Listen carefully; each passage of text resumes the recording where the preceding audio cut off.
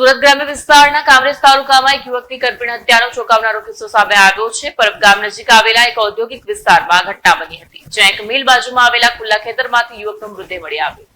સુરત ગ્રામ્ય વિસ્તારના કામરેજ તાલુકામાં એક યુવકની કરપીણ હત્યાનો ચોંકાવનારો કિસ્સો સામે આવ્યો છે। પોલીસ તપાસમાં યુવકની ઓળખ દીપક મિશ્રા તરીકે થઈ છે, જે આજે મિલ પરિસરમાં રહેતો હોવાનું જાણવા મળ્યું છે।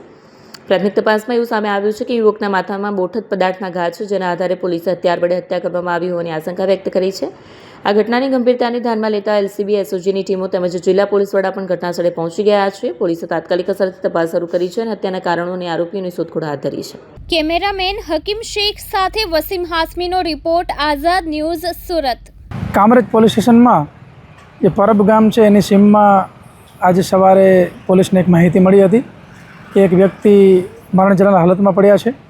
તાત્કાલિક પીઆઈ અને અમારી એલસીબી ટીમ જે છે એ અહીંયા આવી ચેક કર્યું તો જે મરણ જનાર વ્યક્તિ છે એની હાલ અમને જે પ્રાથમિક જાણકારી મળી છે એ મુજબ દીપક મિશ્રા નામનો વ્યક્તિ છે અને અહીંયા જે ઇન્ડસ્ટ્રીયલ યુનિટ છે એની અંદર એ મજૂરી કામ કરતા હતા અને એના માથા ઉપર બોથડ પદાર્થ મારી એની હત્યા નિપજાવવામાં આવેલી છે।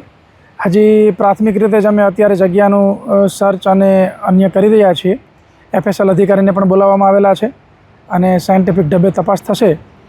હાલમાં ફરિયાદ લેવાની કાર્યવાહી ચાલુ છે અને આરોપીને સત્વરે પકડી લેવામાં આવશે।